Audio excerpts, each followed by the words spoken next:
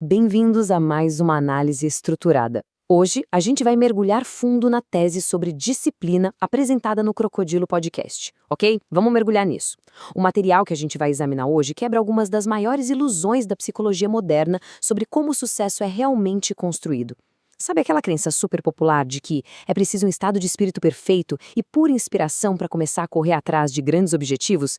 Pois é, a nossa análise de hoje vai mostrar de forma bem clara e visual uma realidade completamente oposta a isso. Olha só essa frase: a vontade é uma visita, a disciplina é uma moradora. Isso já joga na mesa o argumento central de todo o nosso estudo. A premissa é simples, mas é avassaladora. A motivação invariavelmente desaparece. Esperar bater aquela vontade ou o ânimo ideal para começar uma mudança é uma estratégia documentada de fracasso, com certeza. A rotina, por outro lado, é o que cria a residência fixa na mente. Ela garante que a ação aconteça independentemente de como o humor estiver naquele dia específico. A nossa jornada visual de hoje vai passar por 4 etapas essenciais para decodificar esse conceito. Primeiro, a gente vai explorar a mentira da motivação. Segundo, o poder do básico. Terceiro, como ter disciplina sem virar um robô. E para fechar, de forma bem prática, o ritual de 30 dias. Então, começando pela parte 1, a mentira da motivação. Por que será que a nossa vontade falha tanto? A gente precisa abandonar de vez aquela ideia irreal de que as pessoas que realizam grandes coisas sentem vontade de trabalhar duro o tempo todo. Os fatos mostram que ninguém acorda motivado todos os dias. Absolutamente ninguém. Achar que a execução de uma tarefa precisa sempre vir depois de um momento de epifania é exatamente onde a grande maioria dos planos brilhantes simplesmente morre. E isso ilustra brilhantemente a diferença técnica entre motivação e disciplina. A motivação é muito parecida com fogos de artifício. É um espetáculo maravilhoso, faz um barulhão, atrai toda a atenção do mundo, mas dura impressionantes 30 segundos antes de virar só fumaça no céu. A disciplina já é o outro lado da moeda. Ela é como a agricultura, é o plantio. É um processo que frequentemente é chato, com as mãos sujas de terra, extremamente repetitivo e que exige cuidado diário sem nenhum sinal imediato de recompensa. Só que é exclusivamente esse silêncio do plantio que garante que vai ter alguma fruta para colher no futuro. O grande obstáculo hoje em dia é que o processo de conquista é muito romantizado. Existe uma falsa expectativa de que acordar antes do sol nascer ou ter uma rotina de estudos pesada vai ter uma trilha sonora épica tocando de fundo. Mas a realidade apresentada pelos dados é bem mais sóbria. O sucesso normalmente é chato, repetitivo e silencioso. Não tem plateia para aplaudir o básico bem feito. Não tem holofote. Trata-se apenas da execução solitária das mesmas pequenas ações. De novo e de novo. E isso nos leva à seção 2, o poder do básico. Aquelas ações que mudam tudo. É aqui que a verdadeira anatomia da transformação aparece de verdade. A vida não muda através de saltos repentinos ou cenas dignas de cinema. O progresso mais sólido vem exclusivamente do acúmulo de ações diárias, extremamente simples, que muitas vezes são bem entediantes e zero glamurosas. E a matemática por trás desse cotidiano tem uma força brutal. 180 dias. A tese do material comprova que repetir tarefas minúsculas e sem brilho por exatos 180 dias, o que dá 6 meses ininterruptos, é suficiente para gerar uma transformação irreconhecível. A constância tem uma força exponencial quando a gente coloca o tempo na equação.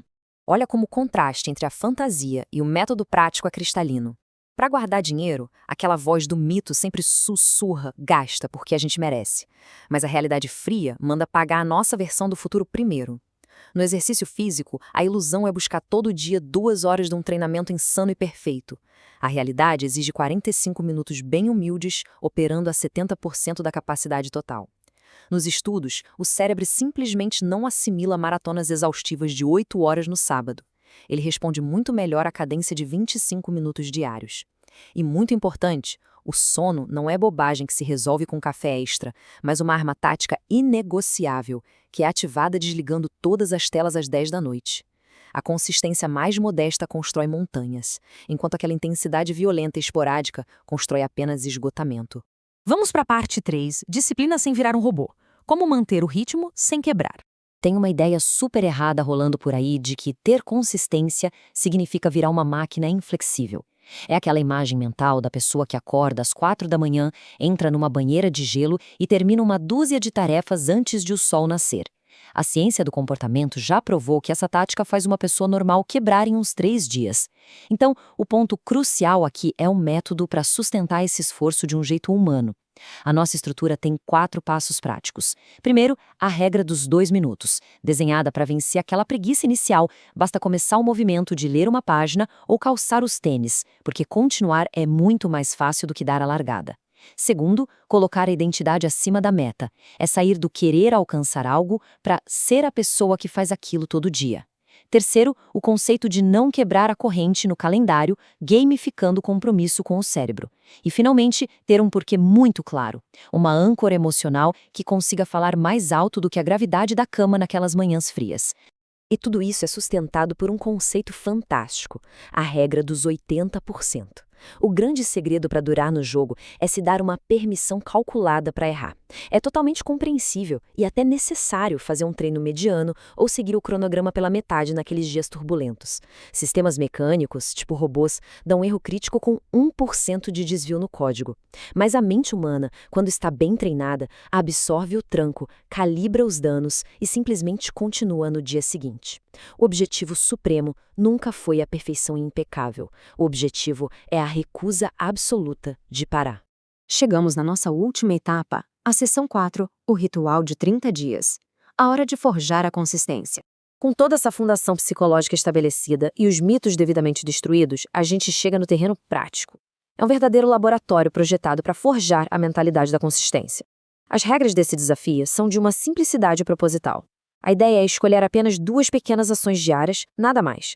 A missão é executá-las por 30 dias consecutivos, marcando um grande X de progresso no calendário da parede. E existe um reconhecimento claro da falhabilidade humana aqui. Se rolar um tropeço, o retorno imediato nas próximas 24 horas é imperativo. O limite absoluto é nunca, sob nenhuma circunstância, falhar 2 dias seguidos.